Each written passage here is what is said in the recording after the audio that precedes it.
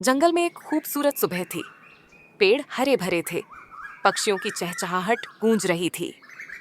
एक पेड़ पर छोटी सी चिड़िया अपने घोंसले में अकेली बैठी थी। उसका कोई दोस्त नहीं था, लेकिन उसका दिल बहुत दयालु था। अचानक चिड़िया ने नीचे एक झाड़ी के पास कुछ हरकत देखी।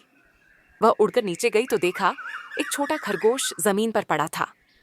उसके पैर में चोट लगी थी। चिड़िया को उस पर दया आ गई।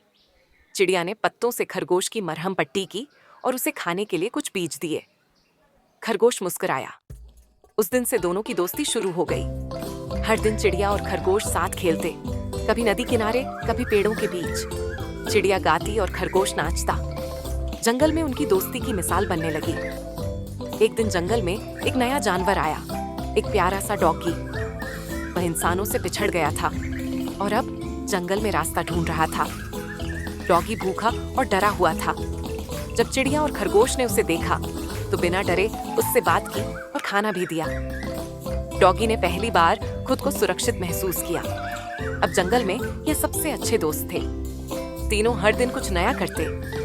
एक पेड़ पर चढ़ता, एक नीचे दौड़ता और एक आसमान में उड़ता। लेकिन एक दिन जंगल में एक खतरा आया, एक शिकारी। उसने जाल बिछा रखा था और जानवरों की आवाज पर नजर रख रहा था।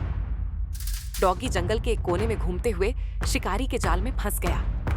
वो जोर जोर से भौंकने लगा, लेकिन कोई पास नहीं था। चिड़िया और खरगोश ने डॉगी की आवाजें सुनी और तुरंत उसकी तरफ भागे।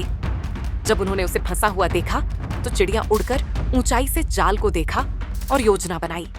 चिड़िया ने पास के कांटों से शिकारी की रस्सी काट दी और खरगोश ने जोर लगाकर जाल को नीचे गिरा दिया।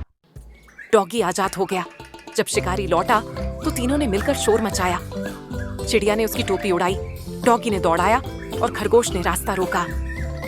शिकारी डरकर भाग गया। अब तीनों दोस्त जंगल के हीरो बन गए थे। सब जानवर उनकी तारीफ कर रहे थे। उन्होंने मिलकर एक दूसरे की जान बचाई थी।